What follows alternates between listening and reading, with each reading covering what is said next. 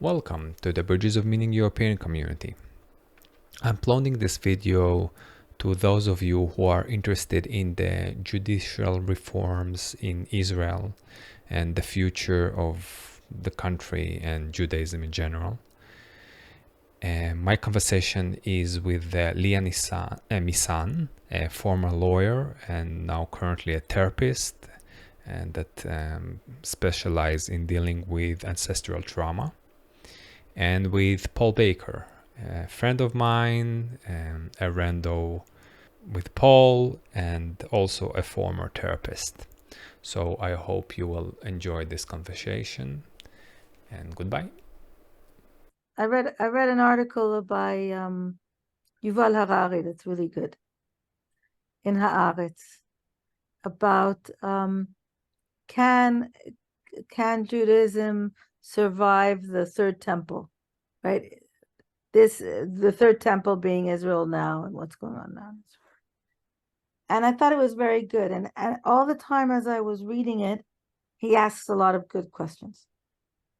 All the time as I was reading it, I thought, the thing that Arnie said in Warsaw, that a people who was downed, when they rise up, need to remember what it felt like. I have to find ways of writing about that, and in response to Harari's article, that fleshes out something that talks about that, but that talks about that not in the tit for tat that I experienced when I was in Israel. I mean, I found it very hard to talk to people, to do the kind of conversation that I want to have in Israel with people on the right, because there isn't a common agreement about the value of the rule of law. So I found that it's like talking between apples and lettuce. It's not even a fruit. I want to jump in with something. Teddy pointed my attention to a conversation with an Australian lawyer, whose name I keep forgetting. Helen Dale. Teddy, talk about her. Okay. Yeah, Helen Dale. Talk about. So Helen Dale. I think it is really relevant to what you're just saying there. I'm not sure, but I'll talk about it a little bit. Well, so Helen Dale, the lawyer. Okay. Hang on, Teddy. Excellent. I forgot about it. So sorry. That's great. So maybe. So Helen Dale trained as an archaeologist and a classicist. So she's fluent in Greek and mainly Latin. And later in life, she went to study law, and specifically she studied Scottish law. And Scottish law, they forced them to study a lot of Latin law, Roman law. And she later, now she's writing mostly books, and she is talked a lot about different laws that existed in those. So she basically made the point that there exist only two systems of law that develop independently. One is the Roman law, the other is the English common law. And each one of them has a certain system, and every single country embraced on itself a certain system, one of those. So she talked a little bit anecdotally about Japanese, and she don't understand how they kind of took all the R's from Latin and tried to translate it to them. But most of the other... I'll expand on it. Was it that? Okay. Don't worry, I'll get there. It just takes me some time to tell my story. I know the point. And every single country has this certain element to it. So the as is was theorized, the countries that was under the British rule mostly took that system of law. And and that's actually a good question that I don't really know the answer on which system of law Israel is built. I know definitely that there is laws that we drag from the Ottoman Empire, but I would say that a few on to do with land. Yeah. The Ottoman Empire, the stuff to do with land is from the Ottoman Empire, and all the rest is to do with British law. Yeah. Common law. I also don't know some of the anecdotes that not just that. So, for example, there's a talk for 10 years now about the I don't remember how they call of agudot, Ottoman agudot, like right. So this is different associations, right, that don't have anything, any way of extracting from them visibility about the finances, about everything, and a lot of different structures in Israel is those kind of agudot. Even like the teachers union or something like that, so you cannot almost do anything legally about them, and in that kind of problems. Now, Paul, when I set out the base ground, what was the specific question that you wanted to ask? Well, the thing that I took from it was she basically said that the most extraordinary thing why Rome was successful was because it codified law, and it codified civil law, and it codified whatever, the two branches of law. I haven't got the right words for them. Yeah. Criminal and civil. Yeah. And you cannot have, or commercial, I think you should call it commercial law. And if you don't, and that's why Islam never really worked. I mean, Sharia, it never had a decent system of law. And criminal law, I think. Well, no, I think Islam never had a decent system of commercial law. It had basically borrowed that from Rome. Right. It just took that from Rome. But it made me realize how fundamental law actually is to everything. And the sense that I'm getting, Leo, as you were talking, was that the right that they're not operating from a legal system. They're almost just they're operating from a system that they think they can just use power. And power and authority. So the authority of the rabbi. Of the Bible. Mm-hmm. Well, the trouble is you could always adopt a bit, but there's a saying in the Gita, I think, that a skilled theologian can wrest any meaning they wish from the scripture. But Israeli, the rabbinic law don't work specifically like that. So the rabbinic law has the you have to accept the interpretation of the rabbis before you, and you almost cannot deviate from that. I'm not sure, correct me, Leah, if I'm wrong, but you almost cannot deviate from that. You can add to their interpretation, you can color it in different ways. So in that sense, it's very law-like system. It's like you giving a precedent, and you have to accept the precedent. Yeah, it is rule-based, but it's but the authority is a spiritual authority, rather than a legal authority. So there's religious law, right? And religious law precedes civil law, let's say. Isn't that perhaps what's remarkable about English common law, is that ultimately that it ruled in the power of the king. I mean, it actually made it all subject. And as you were talking, the sense I was getting is that you were talking to people who couldn't see the layers of the law and the counter checks, the Court of Appeal, etc. No, they see the layers. Only the layers are are in a different system from the layers that are in the civil rule of law space. Right. So the thing that restricted the power of the king is not the same. There's still things that restrict the power of the rabbi, right? And that is all the precedents like Teddy is talking about from the past.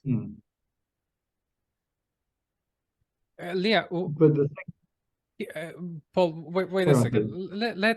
I just want Leah to tell a little bit more about what grabbed her attention. I want her to throw us more bones to chew on, not No, just like I agree. But I mean, the bit I was hearing, which is why I rudely interrupted, was the fact that the right, you can't have the quality of discussion where there is they are just the right are right, so to speak. They're correct as far as they're concerned, and they can't see the need for any sort of dialogue with anyone else.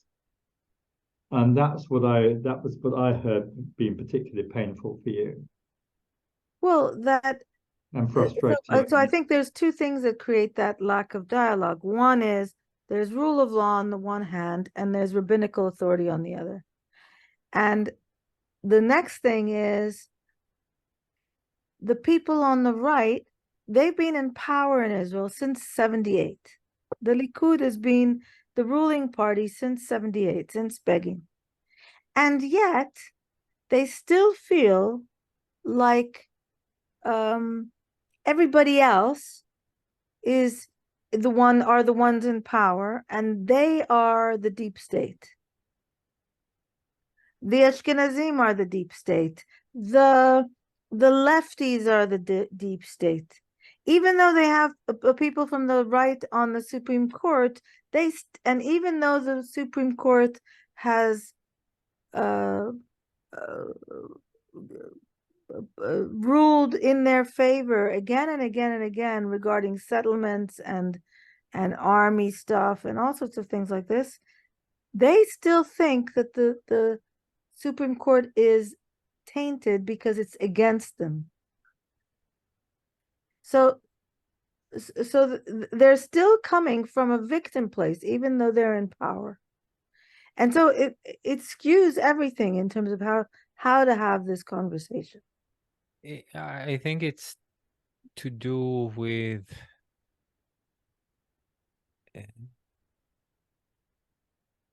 so I think it's to do with one of the interesting problems of modernity in the 20th century is the problems of the mirror. So the problem of the mirror, it's the Lacanian mirror that you kind of look at yourself. And I mean, it's very interesting. I kind of noticed it a few weeks ago, and that every single movie that is trying to make some kind of criticism towards values, like modernic value of country, of bravery to defend the country, a lot of the aesthetics of postmodernist kind of critique for that is a mirror based, right? So you use a reflection, or you use a camera, right? Like oh, look at me, I'm looking at the camera that's looking at you, or looking back at the certain camera, or something like that. There's a lot of those kind of things at play. And one of the more vibrant tools of reflection that we have is the media and the publicity. And media and publicity in Israel, no matter what's the right trying to do with all these different papers, it's still left-leaning, right? I don't feel that. I feel the Reshet 12. That's totally right. I'm not sure. Really? I'm not sure. I don't know. There is too much of a lot of those modernic tropes, money, excess, kind of sexuality, all of those things that, let's say, me and Paul's kind of community corner tried to deal with.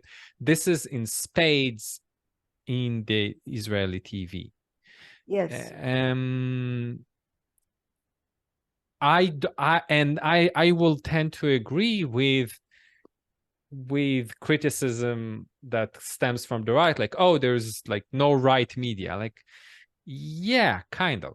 Like a few papers, right papers that are read during the 2012, like disappeared or transformed to Kahelet or something like that.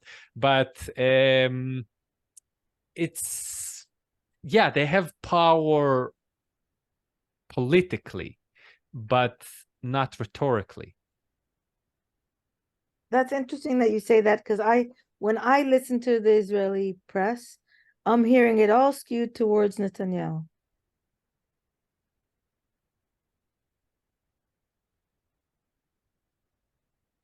It's interesting. Yeah, he's a very attractive figure of of attack and praise. And there's not a lot of Western leaders who shining so bright. Very few. Right. How far to the right is he actually, and how much is he just dependent on the right? Not that far. Not that far. I will say that he's moderate right. He's more moderate. Yeah. He's not that far.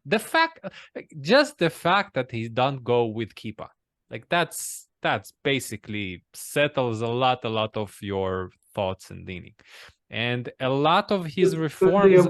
How right do you think he is, Leah? Well, I think there's a difference between what are his actual views and what is he allowing to happen. And so I think his views are much more moderate. In the past, he was against anything to do with a judicial overhaul. He wanted to have a strong Supreme Court. He was for the strength of all these Jewish institutions, and he did a lot for Israel's prosperity as it is today. But now he's undermining that. I don't think it's because he believes in this or that, but simply because he's weak in face of the far right, and he wants to remain in power because he doesn't want to go to prison. No, I don't see it that way. How do you see it, Teddy? Don't see it that way. But, well,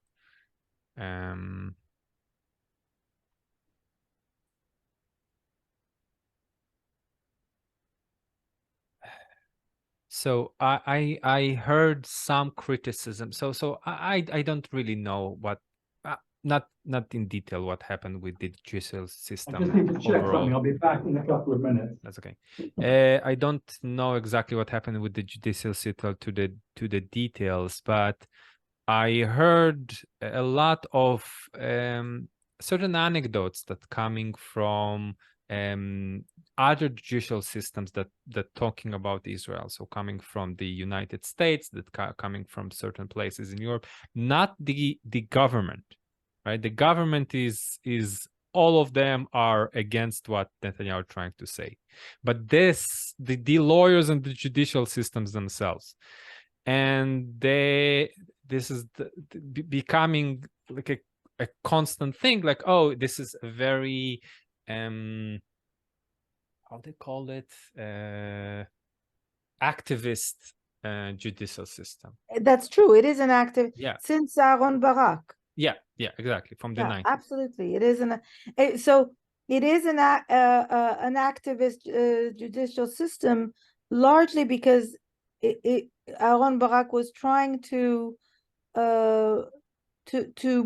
bring in something that was missing in the Israeli system, which is a constitution. Right. So failing a constitution, he tried to bring that through the way the Supreme Court. Right. And maybe that's a certain problem, that the Supreme Court cannot bring the institution, the constitution, right? It needs to come from other place, which is never done because the division in Israel from the beginning. Yes. That's a mess. So in a sense, I'm not that sure that what certain rules that they're trying to make are correct in Israel. So as I heard once a very great argument what happening in Israel. So from the three judicial systems, so the laws, the government, and the court system, But sorry, just a second. Government and parliament in Israel is like one and the same. Right.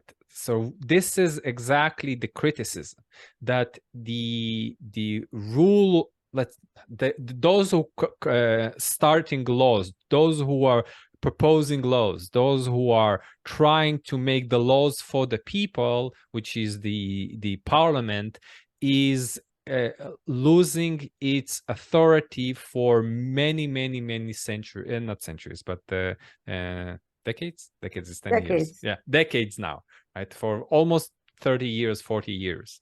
And it's becoming smaller while the government and the court system becoming stronger. The government, as you said, more or less rightish from the 80s, and the court system is high professionals, secular professionals, mostly secular professionals. So if you want to give the legislator more power, you have to separate government and legislators more, and then you can reform. Right.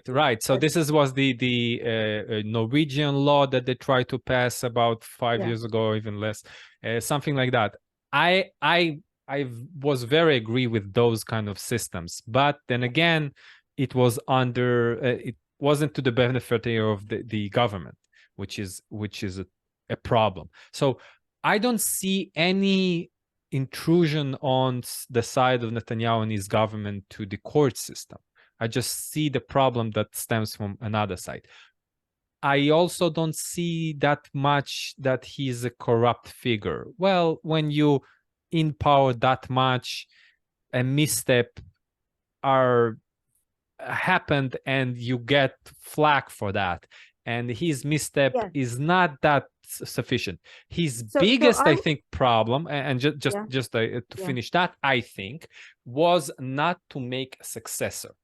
Right, he tried to make a successor with the guy who left. I forgot his name. Yeah, thank you, Gideon Sa'ar. But something happened between them. I don't know. The moment someone becomes a viable successor, he throws them out.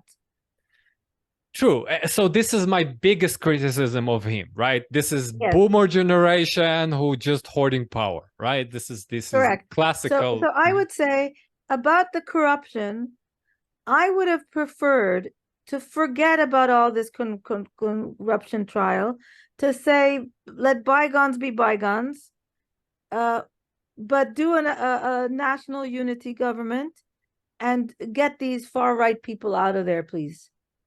And then I'd be totally happy. I don't care that Netanyahu's in power. But I think that this judicial overhaul changes the type of country that we have, because if the government and parliament, which effectively means government in the way Israeli parliamentary system works, we don't have two chambers, right? We don't have, like the States, the White House and Congress and Senate. We don't have that. So basically, the government dictates in parliament. If you don't have the counterbalance of the court, then you have dictatorship. So if you want to change that overpower of the courts, great. You have to then change the whole system. You have to bring in a constitution, or you have separation of powers between parliament and government. Yeah. You can't just change one part of the system. My Burkean sense in me will try to resist what you just said. I don't know. Say what the resistance is. Yeah, the Edmund Burkean resistance is like, you don't reduce systems. You don't do it that way. You do it slowly, gradually, one piece at a time. Right, but you can't do one piece at a time in this context. Well, you can say, okay, we're going to focus on a constitution. But if you are going to start with this judicial overhaul, what you get is dictatorship. Not yet. Not during Netanyahu's time.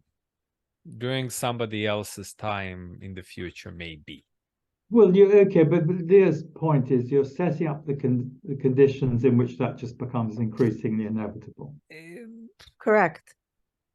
And like, if you look at Hungary did it slowly. It didn't go all at once. Israel, Yariv Levin is tried to do it faster than Hungary, but so he was doing it slowly, as you say. But the objective is dictatorship. I'm not sure. I think there is a change definitely that happening in the world with regard to governments.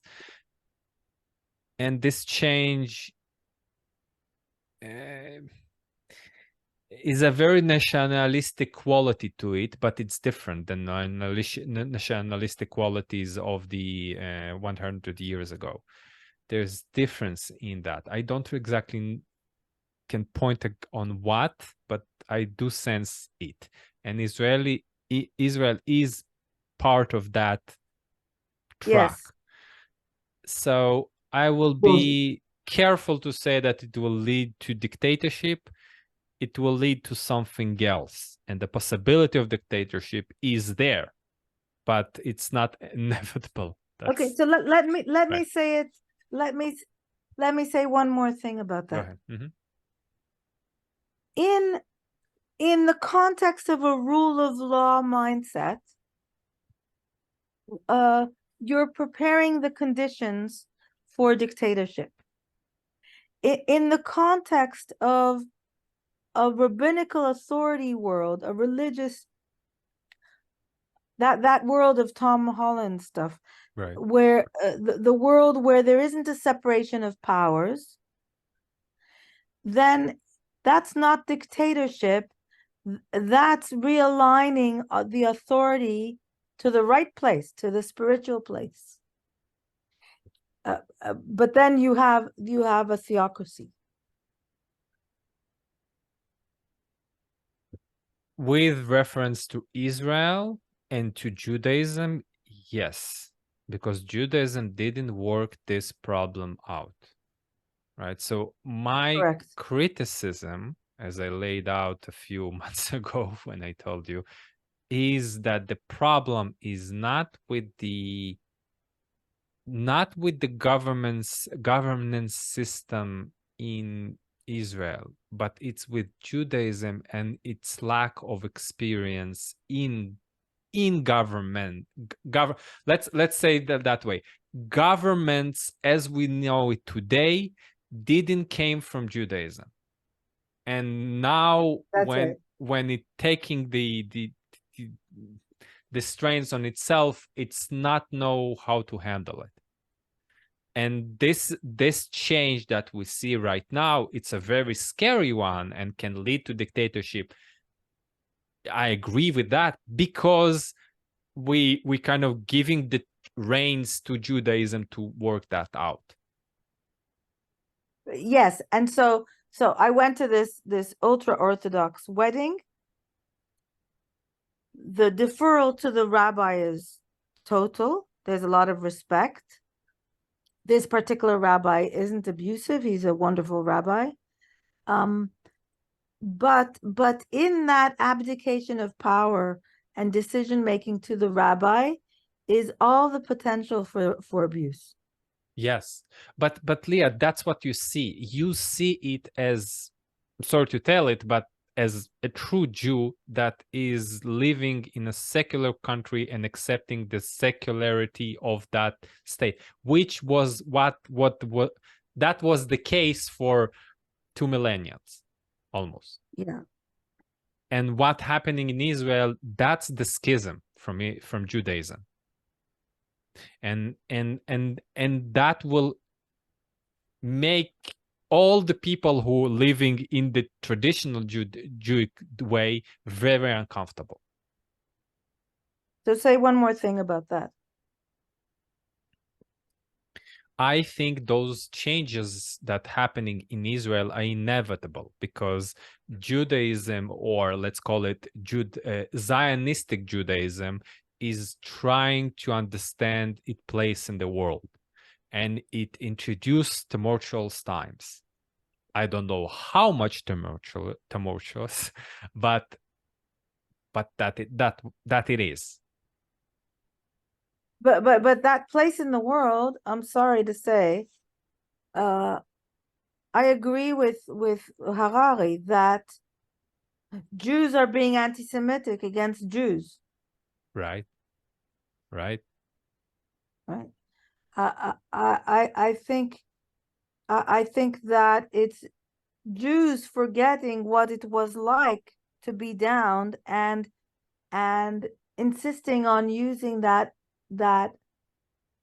power in excessive ways, unrestrained power. Right, but your understanding of you being you, or your ancestors being the oppressed, is not a prolonging thing. It's not. But hang on, but hang on. You've gone past the thing that is, for me anyway, where Leah says Jews are turning anti-Semitism on Jews. That's a really fundamental point. Oh, okay, so I'll expand on that. I think and maybe I read too much Spinoza last semester, but the idea is that now there is a going battle in Israel to understand who is the Levites, who is the ruling class, right? And this is the formation of the new Levites, because Judaism is a caste system. It's free caste system. You have the Levites, you have the rest of Israel, you have everybody else, which is the Gentiles, right? And it plays out in okay, but does the caste, hang on, Teddy, does the caste system inherently just use its power in its relation to, does it use power, or does it use but yeah, sometimes... so one moment. Judaism was a caste system.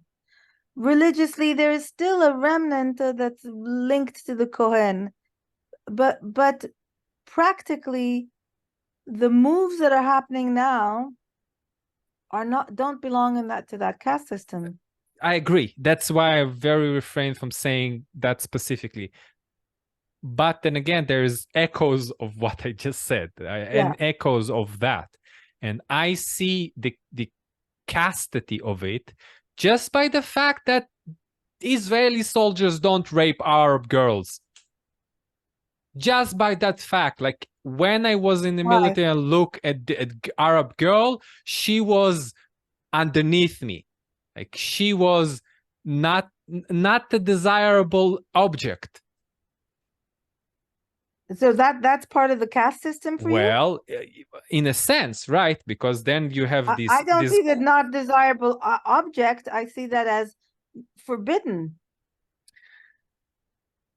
Okay, maybe we have a difference in language, but I still think there is this core Israeli Jewish or people who are adjacent to it that see themselves as that, and you have the outsiders, right? So this is this is the Palestinians, this is the Arabs, this is their culture, and we don't like it, right? And I have it in me in spades, right? Yes.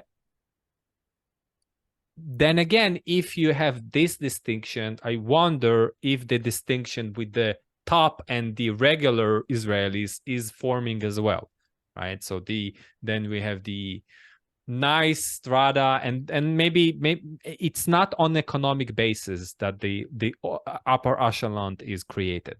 It's created on religious echelons. Maybe, but I sense that is the case. That I couldn't believe that. Yeah. So in a sense that this is the creation of those three branches: the Kohanites, the regular Israelis, and then you have the Gentiles. And this is where the formation, and this is fascinating. I need to record some conversations with this scientist from Bar Ilan. She looked. I'll don't remember exactly her name, but I'll get it after our conversation. She went and looked at the Noahites, right, on all the different ways of the creation of people who are Gentiles and not Jews, but are wanting to belong to Judaism, let's call it. And there's a huge communities, especially in the Philippines, that being created around it. And they have a weekly conversations with Israeli rabbis who don't have any precedents yet and how to be Noahites, but they're creating them, right? So right now, a lot of them, maybe not connected to each other, creating the new systems of how to be a Gentile that is a good servant to Israel or to the Jewish religion, right? So this is the creation of how to forcibly bring people to Judaism. Makes me want to puke, by the way. I don't like it. I don't like it as well, but it was. But Teddy, the moment you say you do it by force, you've already lost. Yeah, maybe Paul, I need to excuse myself. Maybe I put this word there to be inflammatory and not because it's a good argument. You're correct. But the bit about your argument that I'm also suspicious of is you're also not looking at what's happening at the wider culture worldwide, not just within the Israel situation. Because one of the things, and I can't remember who I heard it recently, they were saying that up to now, your tyrants, your dictatorship, have been of the left or the right, and it's been the powerful person. We're now, particularly with modern technology, in a position where it's technocrats who now are the dictators. They're faceless people. It's almost like you can no longer identify it with, and if one thinks it's the person, that's no longer the game. You could say it's become more sophisticated. The principalities, what level one want to give it, have got more subtle.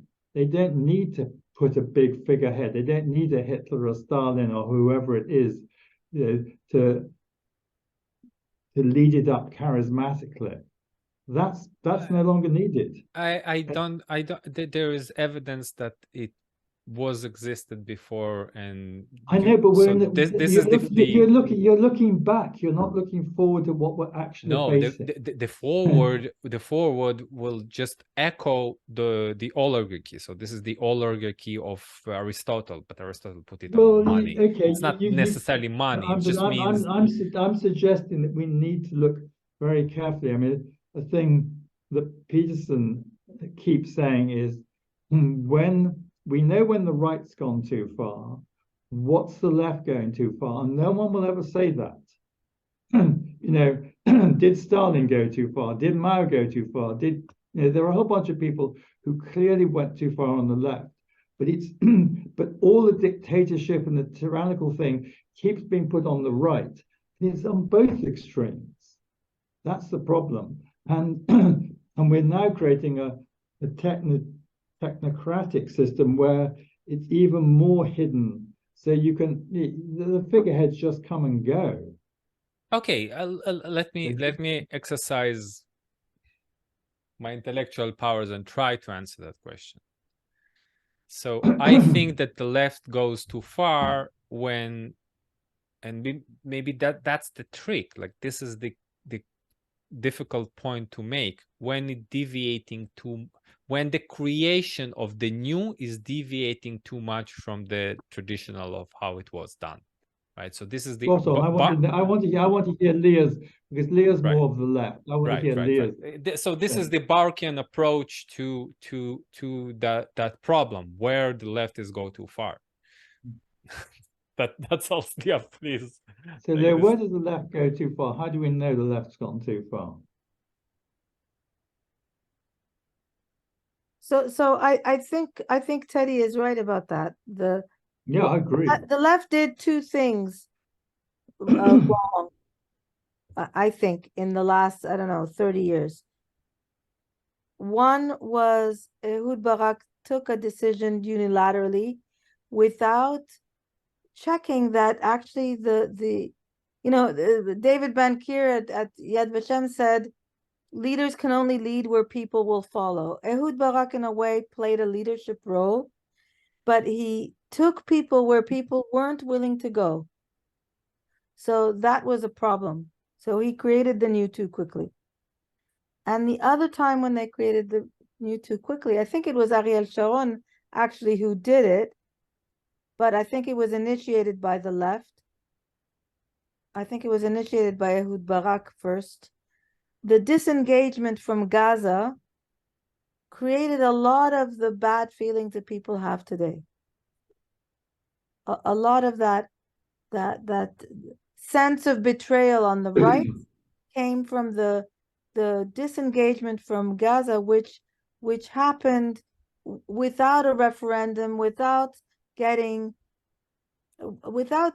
a wider approval base.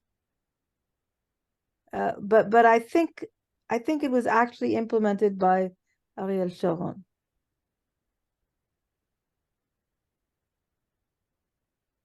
Yeah, so you would like to see more debate along in the parliament, along the newspapers in Israel regarding to the exiting of 2005. Yeah. It was a mess to be there, and I spent half of my service there, and then I participated in the expulsion. It was such a messy place, and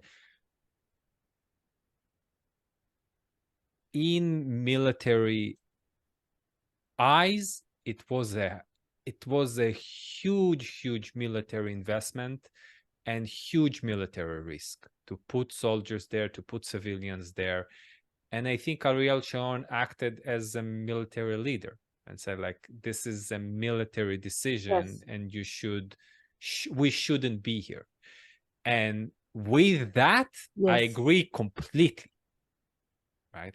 Maybe it was done horribly and so on, but with that, I agree completely. Did it leave scars? Did it leave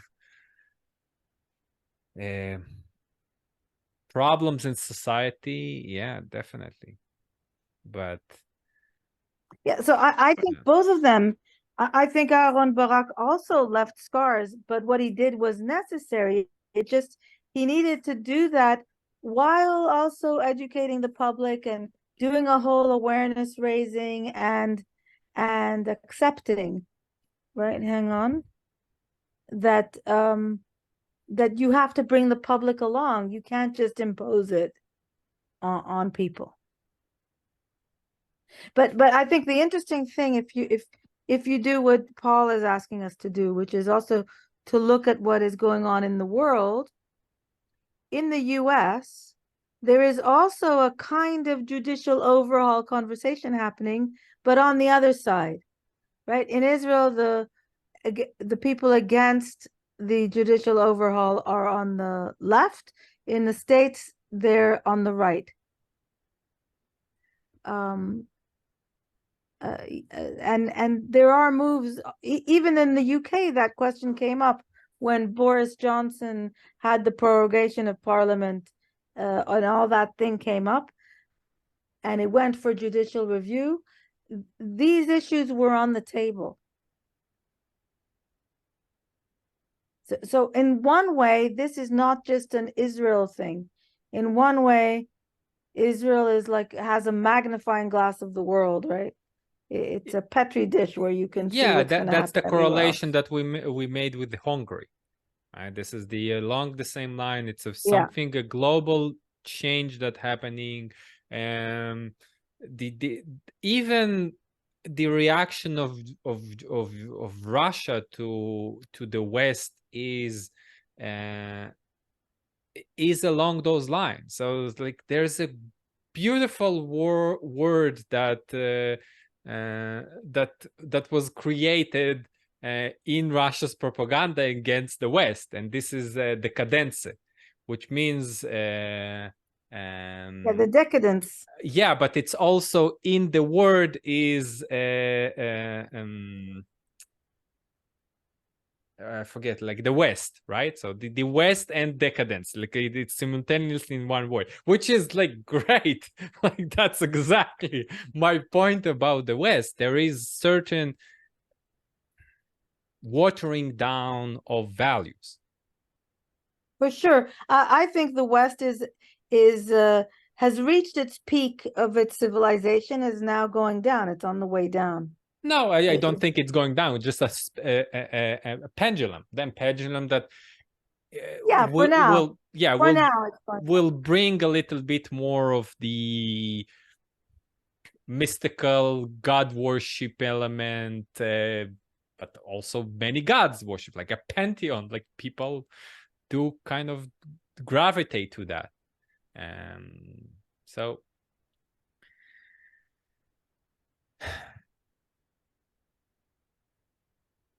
what you heard in Yuval Noah Harari, you read in Yuval Noah Harari that what of the key issues that you hooked upon?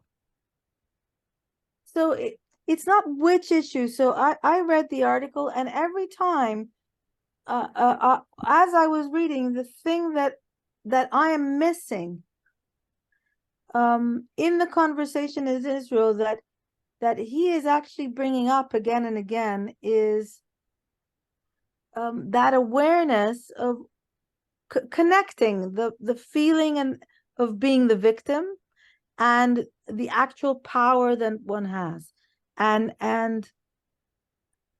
remembering what it's like to be down. And that keeps coming up for me. So if I'll go to his article, and I'll just I'll take any random thing as an example, because it could be any of them.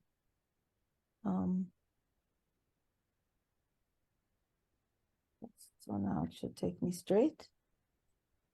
Are you aware of this article, Teddy, or is it? You're obviously aware of Harari, but yeah, I don't read newspapers. What will happen to Judaism? So the question for the whole article is, what will happen to Judaism if Israeli democracy is destroyed by supremacist zealots? And what would that destruction look like? And so let me just take one of these questions. So he looked at the song on YouTube where there's basically these fanatics singing and celebrating the fact that Hawara was set to flames, right? Who is going up in flames now? Hawara, house and cars. They are evacuating old ladies and women. It is burning all night. Burn their trucks. Burn the roads and cars. Okay.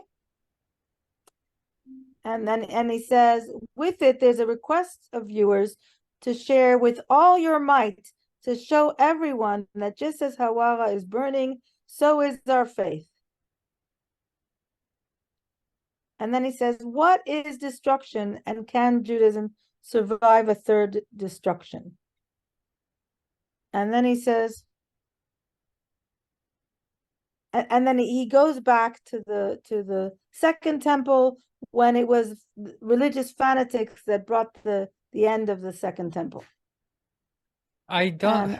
And So I have I have some problems with. I don't think he using this analogy right, because you don't have the third temple.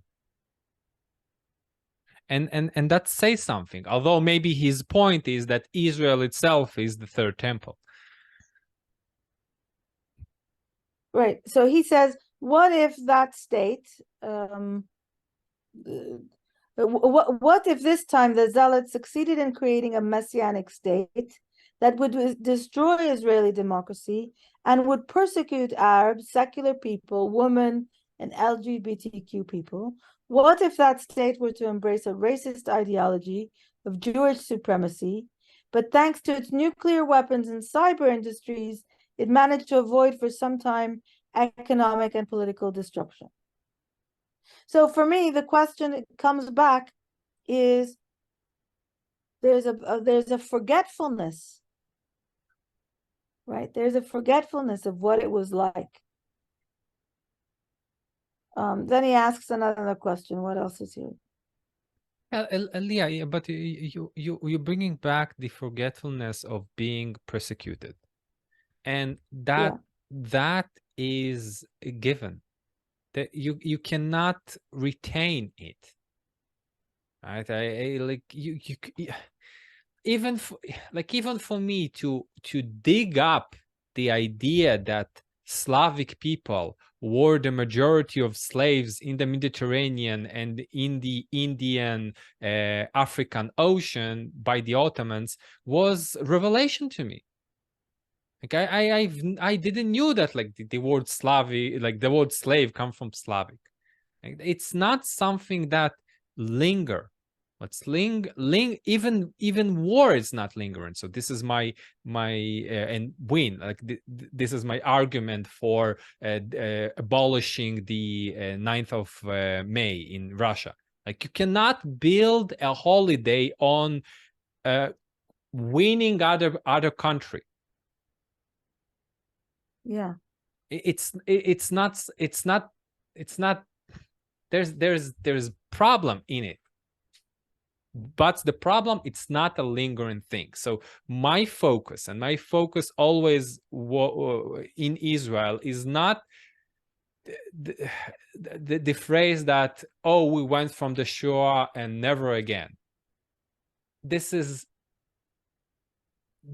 not the correct message. The correct message, like, I am the Nazi, I am the perpetrator, the evil is in me, so the responsibility is on me to change for the better. Correct. But that's what I'm saying.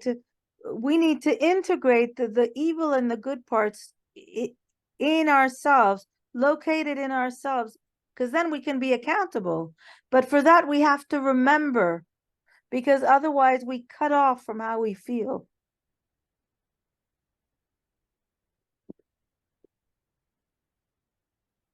No?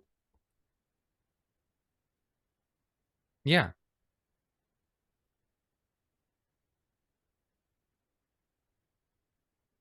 But yeah, I agree. And what happening now in Israel, yeah, it's becoming far enough, the Holocaust,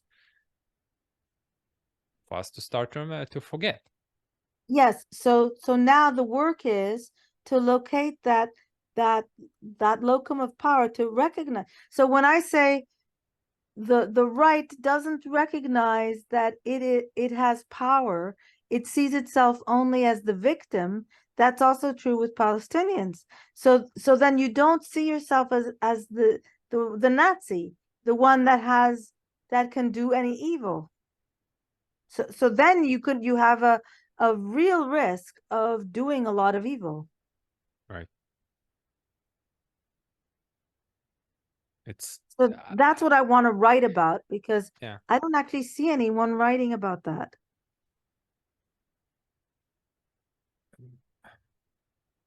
Well,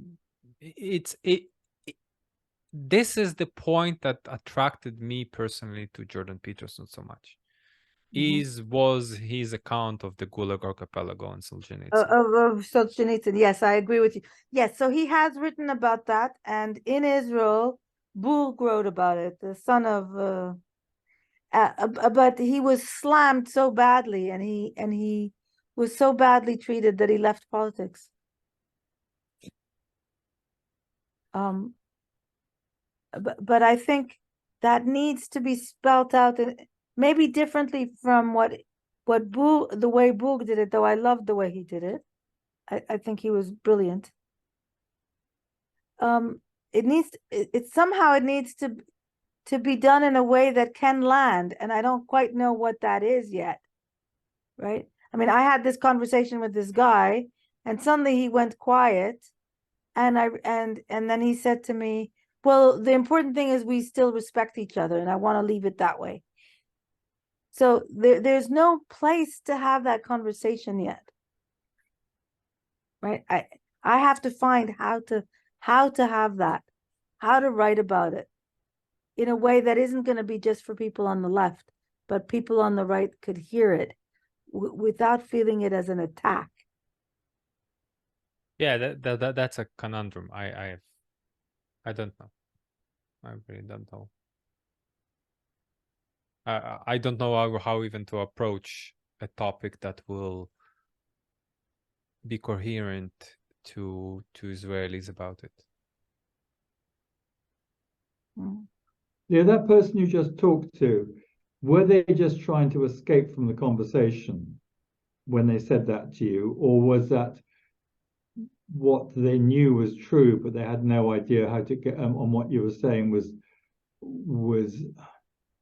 almost too difficult for them, and therefore they had to get out of it? No, they thought I was absolutely wrong. They think that the people who are protesting are part of the deep state and the ones that hold all the power, and the government actually has very little power and wants to reassert its power, and they, as people that are on the right, want to reassert their power.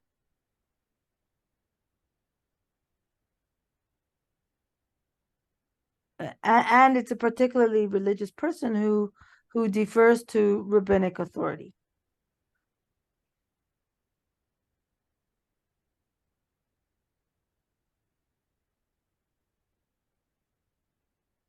So where was what you were saying beyond what they could hear? They can't hear that this is about dictatorship, because they see everything being done against what the government is doing as coming from a deep state that actually has power. They see it as Ashkenazi against them who are Sephardi, even though if you look at the parties in power, the majority of them, other than Shas, are Ashkenazi people. They're not Sephardi people. So they're so stuck in the, from your perspective, in the victim mentality. Yes. So then you're in the impossible situation where the actual victim has to empathize with the perpetrator. Yeah. Yeah, that I will agree. I will agree with that statement. They're almost. Which statement you don't agree with? Yeah, almost no. In Israel, almost nobody see themselves as evilish. And the curious thing is that it was always the other or against us. So it was the Arab countries. It's very interesting how Netanyahu done the pivot about 10 years ago towards Iran. And although, sure, you have a certain bombardment of other countries on Israel, and people did suffer because of it from the outside, if it's Hezbollah or it's Lebanon and Hamas and Hezbollah, and but with that, it's always, oh, but we are doing the right thing. Yes.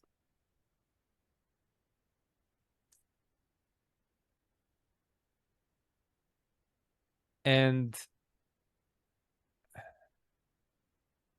yeah, and of course the conscientious objection in Israeli society is a reason from the 90s, especially on the left, especially in the people on Tel Aviv, mostly because economic reasons, but not just.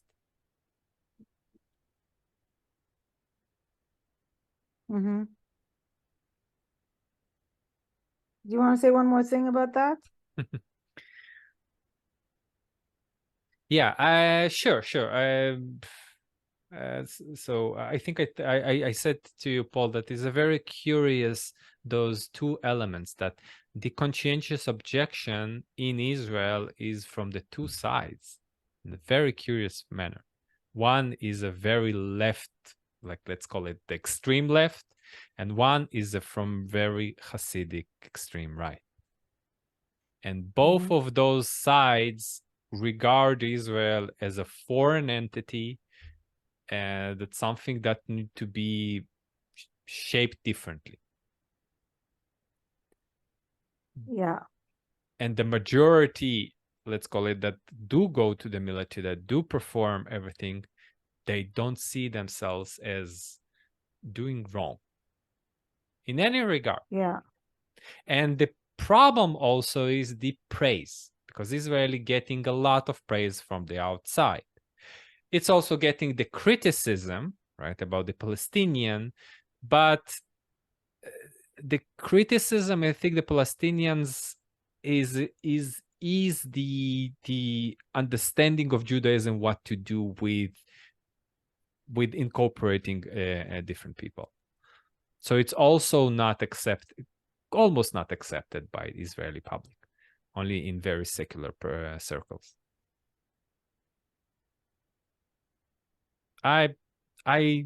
Unfortunately, I don't know what's happening in the relatively large Arab sector in Israel. I'm not aware of the conversation that's happening there. I had a certain theory that one of the things that actually lacking in the Arab sector is a right. Yeah. Our Arab right, like not right as we want to expel the Jews from here. Like this has you have it in spades, but a right of economic right. You don't have it in like in Arab Israel. You don't have the right that, like, yeah, this is our country, we're going to defend it, but we're also going to uphold our rights in it. You almost don't have that as well. You have it in the Bedouin not Bedouin, Druze sector, but you don't have it in the other Arab. You have it also in the Christian Arab sector as well, but they are very small minority as the Druze. So I don't know what's happening in the Arab sector in Israel, but I do curious. They did change, and the change came with the wealth. They present in every single hospital. They're present in every single place that concerning medicine, actually. Totally. And there's more of them that are educated. And right. You have internal tourism by Arabs in spades that, like, we never saw in our small forest. Bedouins who coming with the family and doing a picnic. Like it didn't existed 5 years ago. Yeah, it's a new thing. So some things take time. So that's what I'm hearing from you also, that things need to go more slowly. Maybe so. And maybe I theorized it before that when we look upon social unrest in this, and especially in Israel, it's rarely regarding what they are saying that it is about. So maybe it's about economic unrest, maybe, which is plausible because Israel's becoming much more dense, and it's very, very starting to become problematic, and Israel didn't had money before the 90s to invest in good infrastructure, especially the transportation infrastructure. There is still old systems, unmovable system regarding to education, which need you have Everything to needs do. an overhaul. Like everything needs to be overall. Maybe not the military. That's the only thing that is actually functioning well. So maybe those civil unrest is to point us that something is not functioning correctly other than the judicial system in Israel. Maybe so. And unfortunately, we don't know how to protest correctly to the point. I don't know if it's even possible in other countries. Who knows? Yeah. Shall we meet in 2 weeks? We could meet in 2 weeks. Yes. I want to hear how was the conference in the Angel of History, because I want to hear some of the personal stories and some of the experience that was there.